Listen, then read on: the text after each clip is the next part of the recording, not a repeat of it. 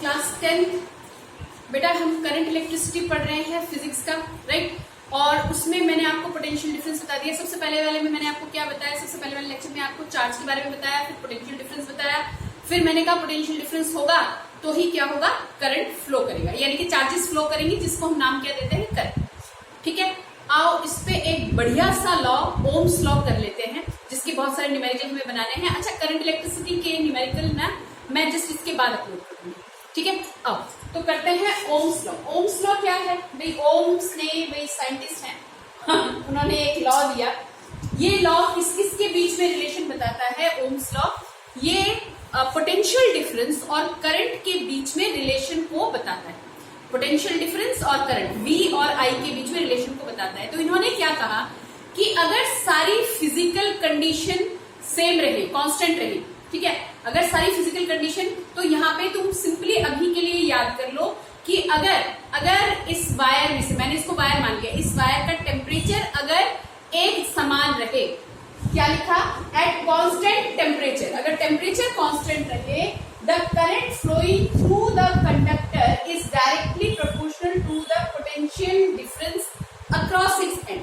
यानी कोई वायर है मेरे पास मान लो, और इस वायर पे क्या बोला था भाई, इलेक्ट्रॉन प्रेजेंट है, डेफिनेटली इलेक्ट्रॉन प्रेजेंट है, लेकिन उनकी डायरेक्शन इधर उधर है ना। तो इस पे जब तक तुम पीडी नहीं लगा देते, पोटेंशियल डिफरेंस नहीं लगा देते, तब तक ये क्या नहीं होगा, तब तक ये इलेक्ट्रॉन इधर उधर भाग करेंगे, है ना।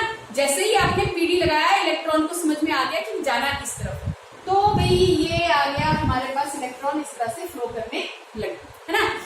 क्या बोला कि अगर इस वायर का टेम्परेचर कांस्टेंट रहे, अब कांस्टेंट क्यों भैया, इलेक्ट्रॉन भागेंगे, एक दूसरे से टकराएंगे, क्या प्रोड्यूस होगा, हीट प्रोड्यूस होगा। एक छोटा सा मान लो कि एक एग्जिट में से मैंने तुम्हें निकलने को बोल दिया और सारे के सारे इकट्ठे निकलने लगे, तो एक दूसरे से टकराओगे, बिल्कुल टकराओगे अगर नैरो एग्जिट है तो।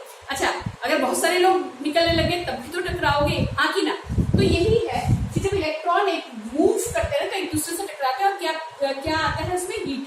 बाद में पढ़ेंगे इसको, ठीक है। फिलहाल याद करो, अगर टेम्परेचर हमारा क्या रहे, कांस्टेंट रहे, तो जो हमारे पास करंट इसमें से फ्लो करेगा वो किसके प्रोपोर्शनल होगा, वो proportional to the potential difference across its end. इस किनारे पे जो पोटेंशियल डिफरेंस हमने लगाया होगा उसके प्रोपोर्शनल होगा। कहने का मतलब I directly proportional to V, wire में से बहने वाला करंट डायरेक्टली प्रोपोर्शनल टू क्या होगा, पोटेंशियल डिफरेंस। यानी अगर आपने यहाँ पे पोटेंशियल डिफरेंस ज्यादा लगाया तो चार्ज ज्यादा फ्लो करेंगे, यानी करंट क्या करेगा, ज्यादा फ्लो। बहुत ध्यान से समझिएगा, अगर हमने यहाँ पे पोटेंशियल डिफरेंस ज्यादा लगाया, मान लो तुमने 6 वोल्ट लगाया, तब करंट की मात्रा अलग होगी, और अगर 2 वोल्ट लगाया तब करंट की मात्रा क्या होगी, अलग होगी, अगर टेम्परेचर कांस्टेंट रहा तो, ठीक है, ओके। तो इसको हम ऐसे भी लिख सकते हैं, V directly proportional to I, बना दो इक्वेशन नंबर 1, अपनी सहूलियत के लिए कर रहे हैं। V directly proportional to I, बेटा प्रोपोर्शनलिटी हटेगा तो अपनी जगह पे क्या लगाता है, कुछ कांस्टेंट लगाता है ना। तो यहाँ पे हमारे पास क्या आएगा, R I।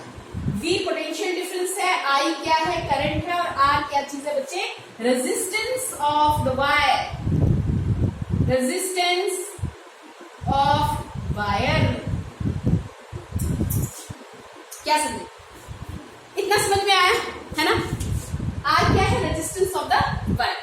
तो R को हम कैसे डिफाइन कर सकते हैं, इतना नोट डाउन करो, इतना नोट डाउन करो। R को कैसे डिफाइन करोगे, R हो जाएगा हमारे पास V अपॉन I।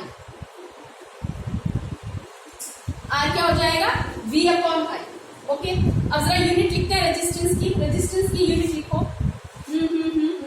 हाँ, ऐसा यूनिट ऑफ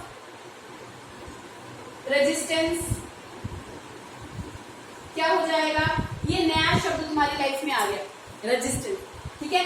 अच्छा देखो, पोटेंशियल को हम पोटेंशियल डिफरेंस को हम किसमें मेजर करते हैं, वोल्ट, और दिखाते भी किसमें है, V में, है ना, वोल्ट, V, और अपॉन क्या, करंट को वोल्ट अपॉन एम्पियर हमें क्या देगा, ओम। ये देखो, रेजिस्टेंस को हम किसमें मेजर करते हैं, ओम में मेजर करते हैं। कैसे, ये थोड़ा सा ऐसे करके बना देना, ठीक है। ओम क्या है, यूनिट ऑफ रेजिस्टेंस, ओम में मापा जाता है, ठीक है। तो अगर मैं कहती हूँ डिफाइन करो, 1 ओम रेजिस्टेंस को डिफाइन करो। रेजिस्टेंस किसका होगा? वायर का रेजिस्टेंस होगा। एक बात और बता देती हूँ बेटा, रेजिस्टेंस ना तो पोटेंशियल डिफरेंस पे डिपेंड करेगा ना आई पे डिपेंड करेगा। रेजिस्टेंस लंबाई पे निर्भर करेगा कि तुमने कितना लंबा वायर लिया है, ठीक है। रेजिस्टेंस मोटाई पे डिपेंड करेगा कि तुम्हारे वायर का जो एरिया ऑफ क्रॉस सेक्शन है, गोलाई या मोटाई, वो कितनी है, पतली तार है, मोटी तार है, रेजिस्टेंस उस पर निर्भर करेगा। ये हम मैथमेटिकल फॉर्म निकाल रहे हैं रेजिस्टेंस का, ठीक है। तो resistance is the ratio of resistance यानी बाधा। किस तरह की बाधा? जब इलेक्ट्रॉन एक दूसरे के साथ टकराएंगे तो क्या उत्पन्न करेंगे, क्या प्रोड्यूस करेंगे? रेजिस्टेंस प्रोड्यूस करेंगे। इलेक्ट्रॉन जब एक दूसरे के साथ टकराएंगे तो क्या प्रोड्यूस करेंगे? रेजिस्टेंस। उसको हम कैसे मेजर करते हैं? Potential difference upon amount of the current. Potential difference upon amount of the current. कहाँ पोटेंशियल डिफरेंस? जो वायर है उस पर तुमने कितना वोल्टेज लगाया, कितना वोल्ट लगाया है। बात समझ में आ रही? ठीक है, ओके। V अपॉन आई, तो इसका यूनिट क्या? ओम। मैंने क्या बोला? 1 ओम रेजिस्टेंस को डिफाइन करो। अभी रेजिस्टेंस को अच्छे से पढ़ेंगे, फिलहाल इतना करो, ओके। 1 ओम रेजिस्टेंस को डिफाइन करो बालक। तो बेटा जी 1 ohm is equal to 1V upon 1A, यानी किसी तार, कंडक्टर, वायर, जो तुम बोलना चाह रहे हो, जो भी है ना, जो भी मतलब नॉन मेटल मत ले लेना, जो भी मतलब नॉन मेटल मत ले लेना, कोई कंडक्टर लेना, ठीक है। तो कंडक्टर में हमने क्या लगा दिया भैया? पीडी लगा दिया। पीडी पोटेंशियल डिफरेंस, और इसमें से क्या फ्लो करेगा? चार्ज फ्लो करेगा, राइट। तो 1 ओम कितना रेजिस्टेंस होगा? अगर 1 वोल्ट का पोटेंशियल डिफरेंस, तार, कोई तार है, तार के सिरों पर अगर हम 1 वोल्ट का पोटेंशियल डिफरेंस लगाएं और हमें करंट कितने का मिले? 1 एम्पियर का। करंट कितने का मिले? 1 एम्पियर का। रेजिस्टेंस कितने ओम का हो जाएगा? 1 ओम का हो जाएगा, ठीक। अगर 1 वोल्ट का पोटेंशियल डिफरेंस लगाने से तारों में से कितना करंट फ्लो कर जाए, यानी electrons, rate of flow of electrons जो है वो कितने का हो जाए? 1 एम्पियर का। तो रेजिस्टेंस कितने का होगा? 1 ओम का।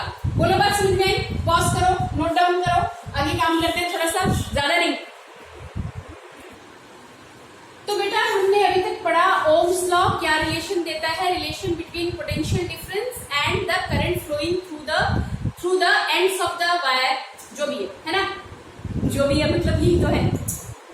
अच्छा, तो देखो इसी रिलेशन से I इज इक्वल टू, क्या तुम V बाय R नहीं लिख सकते? इसी रिलेशन को अगर ध्यान से देखें तो I is equal to V by R लिखा जा सकता है, यस।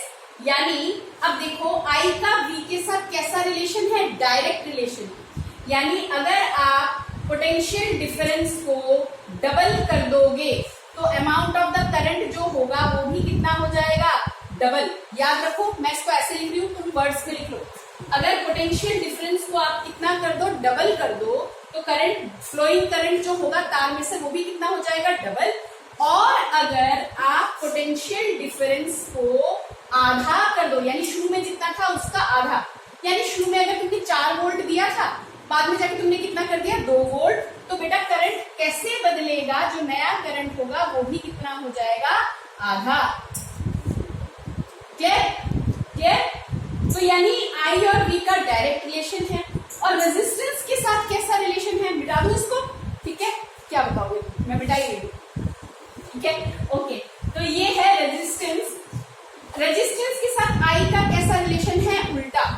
रेजिस्टेंस अगर ज्यादा होगा तो बहने वाले चार्जेस यानी करंट जो होगा वो क्या हो जाएगा? कम। क्यों? क्योंकि भाई तुम उसको क्या दे रहे हो? बाधा दे रहे हो, रुकावट दे रहे हो, हाँ कि ना? ओके। तो इसमें लिखो, अगर नया रेजिस्टेंस आधा हो जाए, आधा 1/2, तो बेटा जी करंट क्या हो जाएगा? नया करंट क्या हो जाएगा? डबल। भाई इनवर्सली प्रोपोर्शनल है, R/2 होगा, है ना? R की जगह पे क्या हो जाएगा? R/2, तो ये 2 ऊपर जाएगा, करंट क्या दिखाएगा? डबल। और रेजिस्टेंस अगर डबल हो जाए पहले वाले से, तो करंट क्या हो जाएगा? आधा हो जाएगा। रेजिस्टेंस बढ़ा दो, रुकावट बढ़ा दो, बाधा बढ़ा दो, ठीक है ना? बाधा को अगर इंक्रीज कर दिया तो करंट यानी करंट हमारा क्या हो जाएगा? कम हो जाएगा। इतना नोट डाउन करके रखना, कर लेना। फिर इसके बाद कल हम रेजिस्टेंस को थोड़ा डिटेल में और पढ़ेंगे, ठीक है बेटा? इतना याद करके रखिएगा, नोट डाउन कर लीजिएगा। Okay, bye.